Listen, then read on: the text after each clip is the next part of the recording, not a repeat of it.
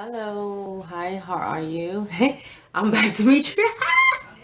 You're probably saying, girl. Okay, let me see something, guys. Hold on. See if I can slant this a little bit.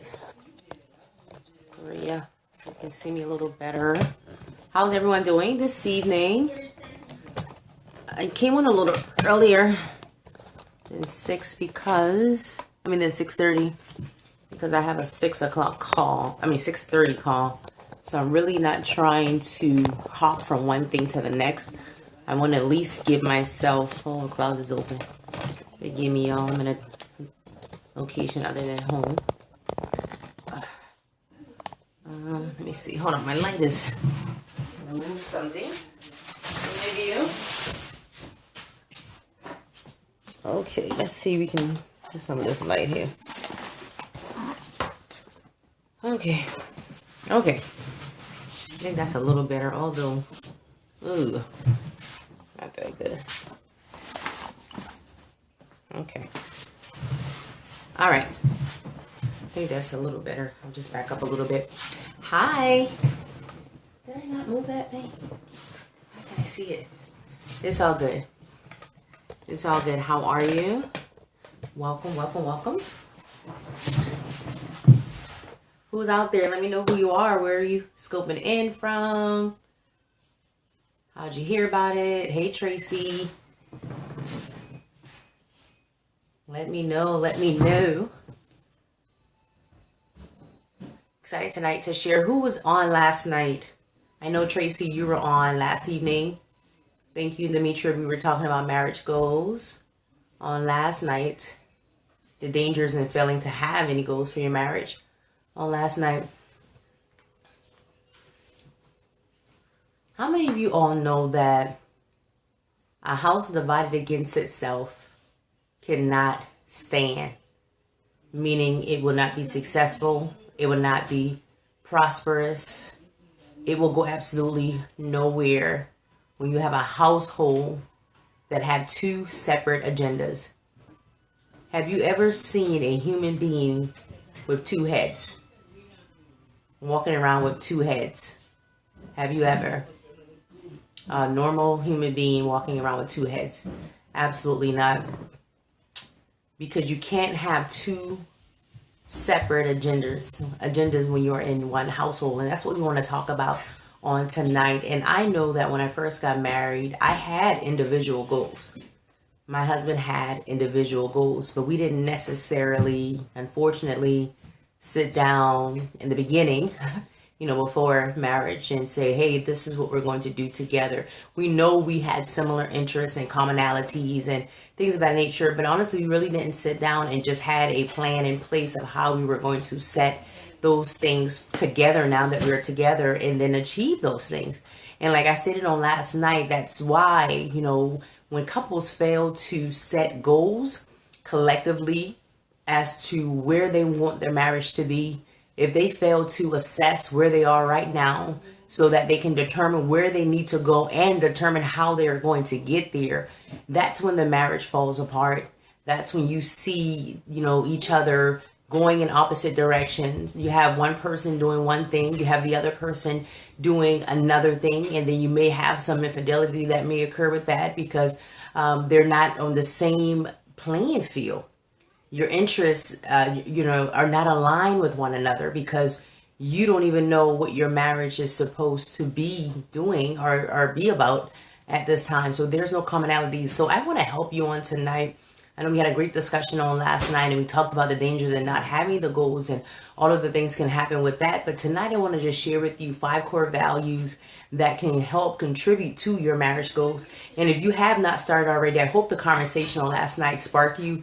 It ignited you. It put some fire under you for you to go to your husband and say, honey, we really need to sit down and have a conversation. We really need to set some goals for our marriage.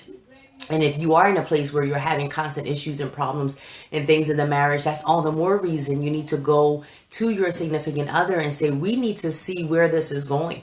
I don't want to waste your time And I definitely don't want you to waste my time. And it is not fear for either one of us just to be here and be existing. It's not fear just to stay here because we have kids and all these other reasons. But we need to have a projected place we want to be in the next 5 years.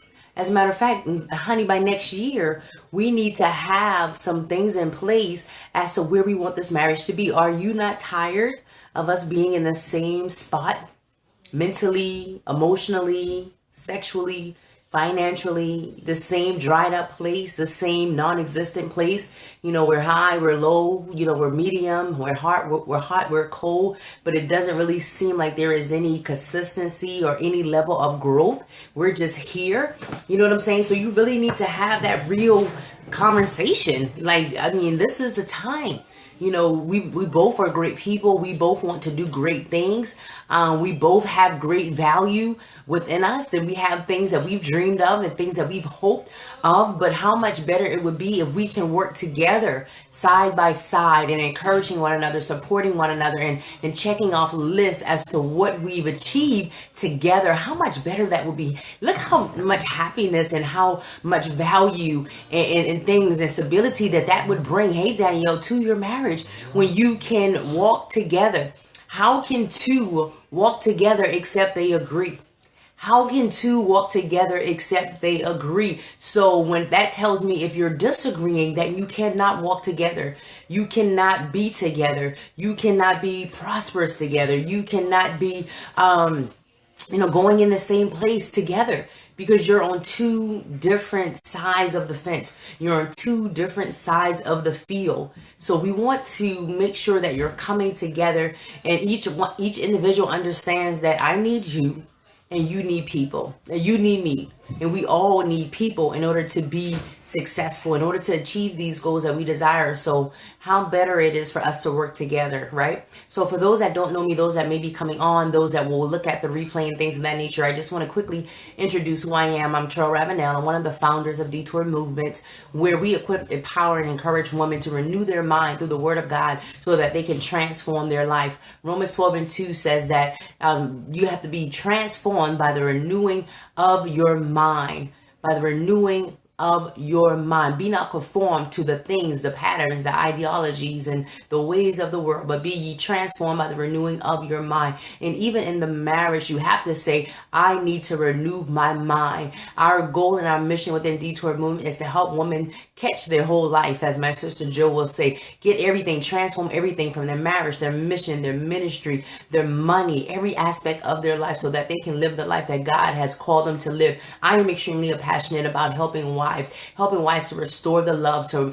get to a place of reconciliation, to get to a place of redemption, to get to a place where their marriage is refueled and refined and revitalized. In the event something may have occurred, some adversity, some challenges, some opposition, some infidelity, or something may have occurred, but you have made a commitment to stay in your covenant relationship. I am that mentor for you. I am that pusher. I am that encourager, but I do teach and I do mentor via the Word of God, in addition to my personal experiences, being extremely transparent. So what I like to say is that I do not work with women or even try to assist women that want to quit. If you're at the point of quitting, then I'm not the person for you, because I'm not in the place to convince you to stay.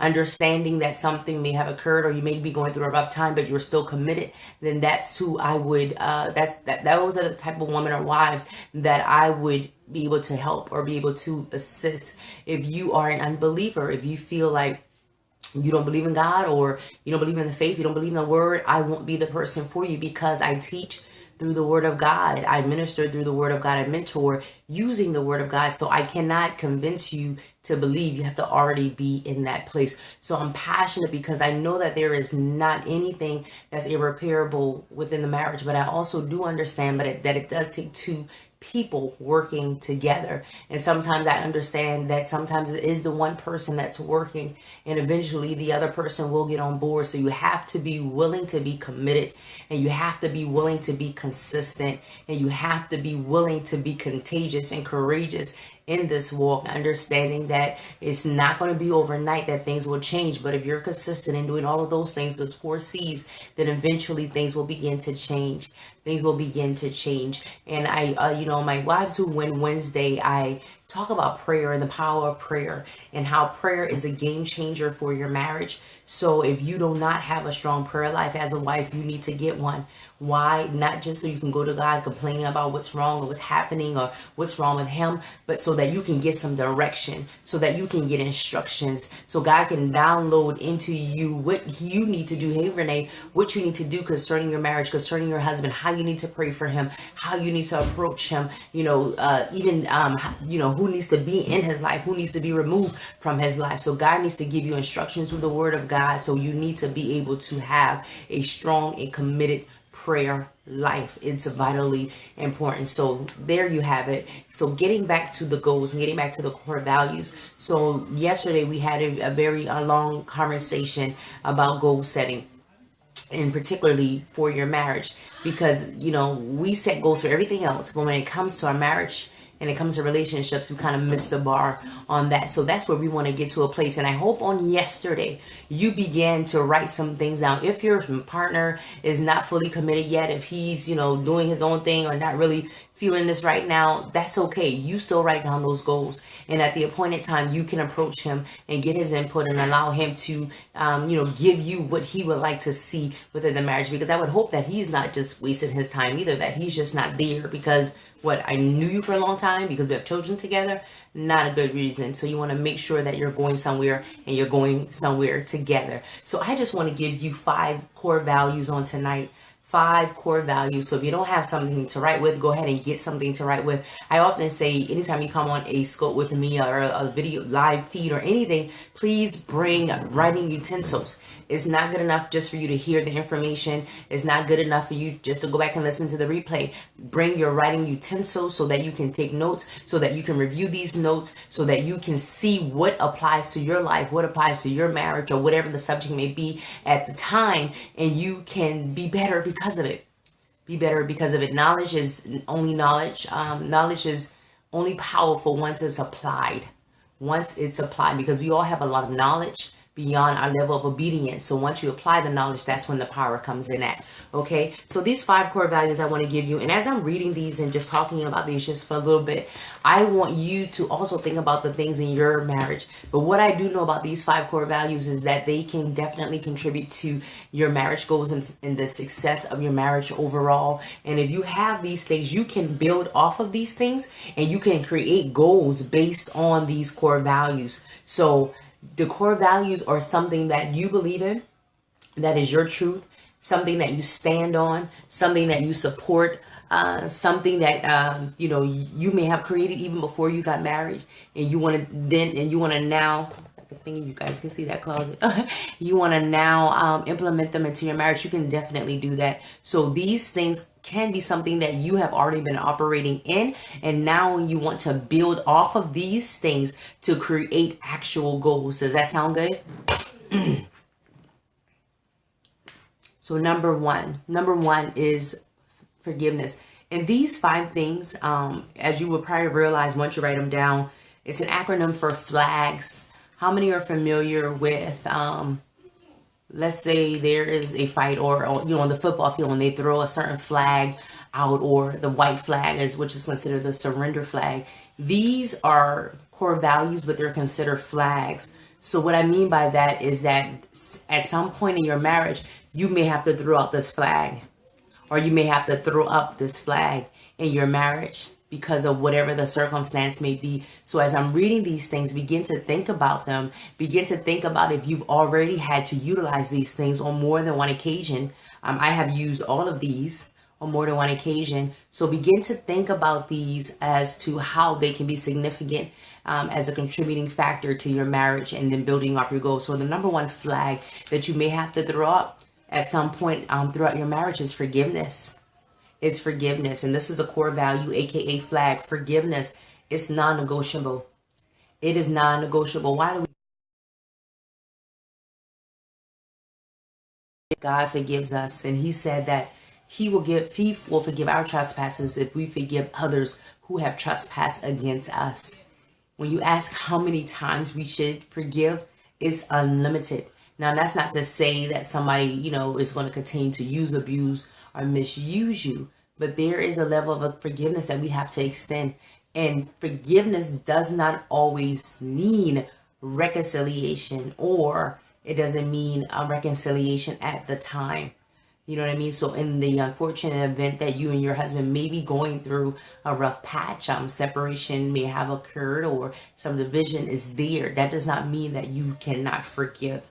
So forgiveness should be one of your core values, or can be one of your core values, and it's a non-negotiable value. It's a non-negotiable value. What's helped me to forgive in any instance is I begin to think about all of the times that I needed God to forgive me for the things that I've done toward him and toward other people. So it's put me in a very good place in order to extend that to other people, my husband and other people as a whole. Okay. Number 2 flag or core value is love.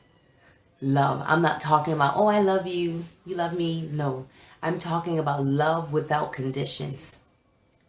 Love without boundaries. Love without limits. This love is not based on what your husband do for you. That is not even based on how much he loves you. It's not based on how much he gives you. This has nothing to do with this. This is an unconditional, unapologetic, agape type love. A love without conditions. A love where you're so upset, you're so mad, you're so angry, but you're going to love the hell out of him anyway. You may have to throw this flag up in your marriage. The third one is acceptance. Acceptance. Stop trying to change the other person. You're spinning your wheels and you're wasting your time. At some point, you're going to have to sit back and accept them for who they are. Now, I'm not talking about if it's a behavior that they're doing that's negatively impacting the marriage, but I'm talking about general things that you may not like, or things that he may do, things he may say, or he may not say them the way you want him to say them, or do things the way you want him to do things, or you think he can do this better, or whatever. Those type of things, when you get into all of those things, why do you do this? Why do you do that? Why do you talk like this? Why do you, those type of things. At some point, you have to accept people for who they are, and you have to learn to adjust. Some people are not going to change. Some people are not going to change their ways, or, certain ways that they may have had forever. You know what I mean? And sometimes you're just going to have to be the bendable one. And that's okay, as long as it is not affecting the marriage. Now, you can focus on it so much, so whereas it is a negative contributor, or you can choose to say, you know what? Okay, my husband doesn't wash the dishes, or my husband, doesn't take out the trash, or whatever the case may be, or he always drinks out of the milk carton, or, he doesn't tell me good morning in the morning, or he doesn't hold my hand, whatever. You know what I mean? So you have to realize, you have to figure out, okay, is this a, what's the thing I want to say? Breaking point for the marriage. Like, is this a deal breaker? That's what I was looking for. Is this a deal breaker?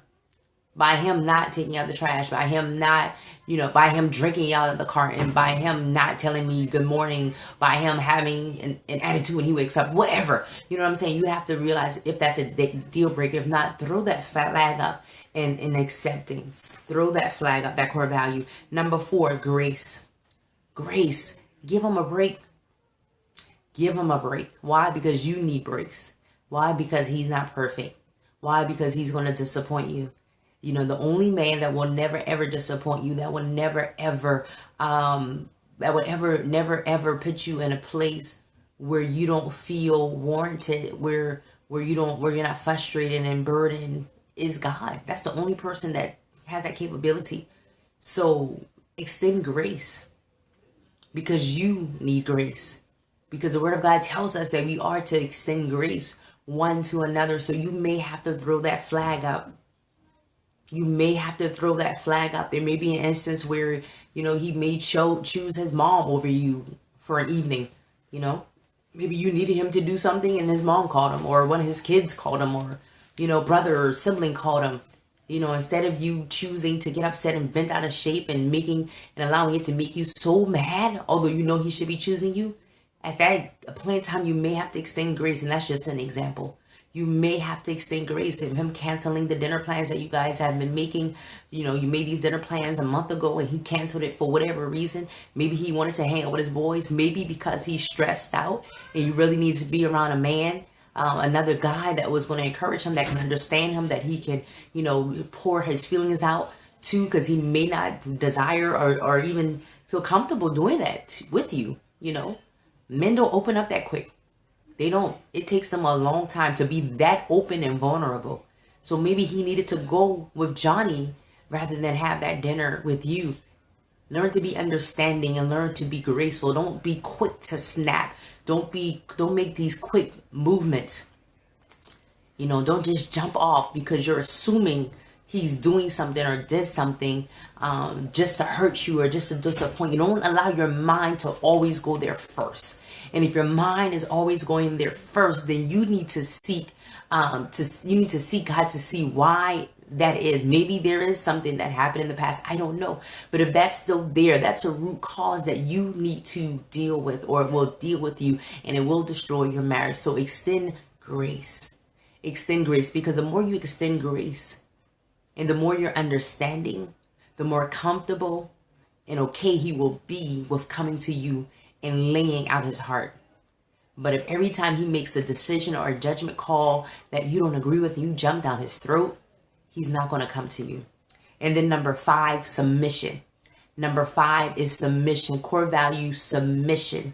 And when I talk about submission, I'm talking about submitting one to another, because as believers and husband and wife, we are to submit to one another. But at times in your marriage, it will cause you to strictly, hey mom, 246, to submit to your husband under his leadership, under his authority. Guess what? Even though you don't agree with him, even if you don't feel like he's making the best decision, you may just have to submit. You may have to throw that flag up and submit. And these 5 core values, these 5 flags that I just talked about, like I said, these will help you to build your goals for your marriage.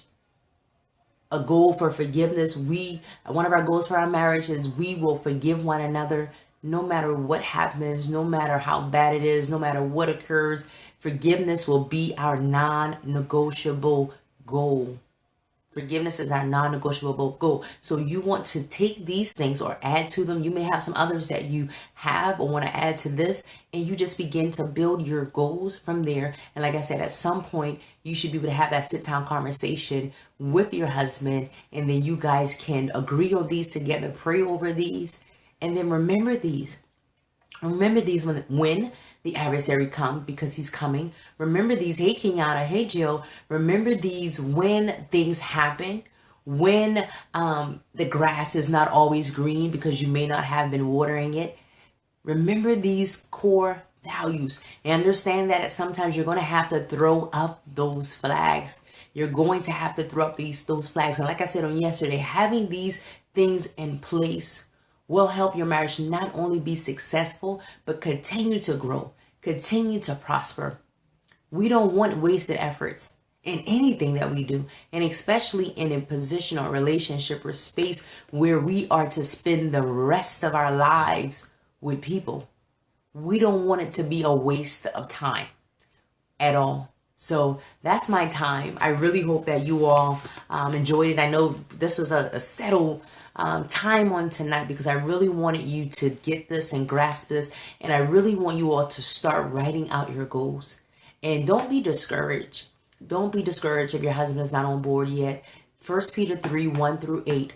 Your husband is not going to be won over by your conversation and your discussions, but by your conduct. So don't be discouraged if you're trying to write the goals and you're a goal getter and a goal digger, and he just seemed like, you can still write those goals out. And you can begin to implement them and practice them. Yeah, you can. So one of your goals is, I will extend forgiveness. And, that's a non-negotiable goal for our marriage. You begin to play those things out. And as you're doing those things where you may not have been doing that in the past, where you may have been bringing up the past and throwing things in his face over and over and over again, when you begin to shift and transition, he's going to notice that. And he's going to be trying to figure out, like, what is going on with her? Like, she just transformed right before my eyes. So you could, that's where that being consistent, right? Consistent, courageous, and committed. And what's the other one I'd say? Communication. It was like 4 C's I said earlier. I just made them up when I got on here. 4 C's I said earlier. That's when those things come to play. So that consistency level is going to help you and help your marriage tremendously. But you have to be consistent. So that's my time, you guys. Do you have any questions for me tonight? You have any questions, you can go ahead and shoot those out there. And while I'm waiting for those, I do want to invite you all. I want to invite you all to attend our workshop. It's going to be a virtual workshop, so anybody can attend. There's no excuses. It's going to be December 29th at 8 p.m. Eastern Standard Time. We are going to be on Zoom. It's going to be our annual goal setting and goal achieving, not just setting. And, you know, this is going to focus on, this goal setting workshop is going to focus on 5 key areas: your faith, your family, your fitness, your finances, and fruitful relationships. 5 key areas. And we are going to strategically take you through a process of showing you how not only to set goals, but to achieve goals. Because what I found out is that people can set goals, but it's the achieving part that, you know, that they never get to. So we want to go from just goal setting, just writing a whole bunch of things down and saying, okay, this sounds great, to actually achieving those things, you know, throughout the year. And starting January, starting the first quarter, the goals that you set in place, we want you to be achieving them the beginning of the first quarter of the year. Yes, absolutely, Kenyatta. Absolutely. So go to tinyurl.com/achieved 2017. And for less than $1 a day, you can be a part of that workshop. There's only 50 seats, I think, available. And what I can tell you is that when we did our Proverbs 31 challenge, those seats were going like hotcakes. So you don't want to wait. You don't want to say, oh, I'm going to wait for the first. I'm going to wait till this. No, the time is now. Really, you can't wait till the first because it's December 29th. So you want to hop on it, and you want to hop on it quick. Don't think about it. Don't think twice about it. If you are on this scope on tonight and you know that you've been setting goals and you have not been achieving them, and you know that you need some structure, you know you need a guidance and instruction in order to get to that place of achieving an accomplishment, then you need to be a part of this. You need to be a part of this. So go to tinyurl.com/achieved, ACHIEVED 2017, and reserve your spot today. So that's my time. I'm going to be on Saturday. And Saturday, you guys, I'll be on about noon. I'll be moving and shaking on Saturday. I have a few, excuse me. Hello? I am doing a scope. Sorry, you guys. They were getting a little too loud. So this is what happens when you're in a place outside of your home. But anyways, so I'll be doing some things on Saturdays. Oh, I can hear them tremendously. I'll be doing something on Saturday. So I'll be moving and shaking on Saturday, but I'm going to come on about 12. And I think I'm going to do a Q&A. On Saturday. So stand by for that. So if you have any questions, you can submit them now to jillandtrell@detourmovement.com, or you can just ask me on Saturday. I think that's how I'm going to play that. And the Saturday wife chats are focused on breaking the cycle of broken marriages. So I want the questions to be centered around that. So come with your questions, invite whoever you know need to be on Saturday so they can ask their questions. If you want to ask questions for somebody else, and then do that. It's going to be a great time. I really want to just pour into you. It's going to be open, transparent. So come with your questions, come ready to learn, come ready to take away so that you can apply those things to your relationships. And, if you are single, that's fine. If you desire to be a wife, then, you need to be on there. You need to be on there. And all of my, 10-year wives, I need you in order for you to share your wisdom with me and with the other wives. And that's the same with, the Wives Who Win page on Facebook. We need you to share your wisdom. So in any case, I will see you on Saturday. Please make sure that you are following me so you can get the notifications, and share, anything that I've said tonight. If it resonated with you, if you know that you'll be able to take this information tonight and be able to apply some things to your life for marriage, go ahead and share some hearts. Share some love. Put a little love in your heart.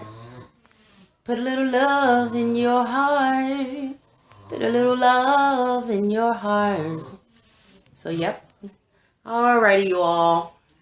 I appreciate you so very much, and I will see you on Saturday. Make sure you catch Jill tomorrow. She'll be on tomorrow morning for Power Up Prayer, and also she'll be on, I think, noon.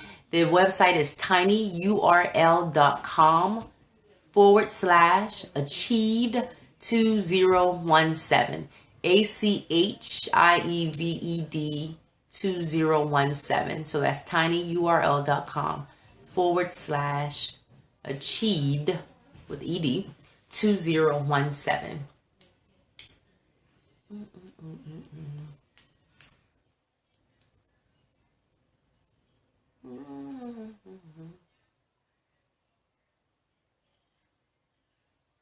Awesome.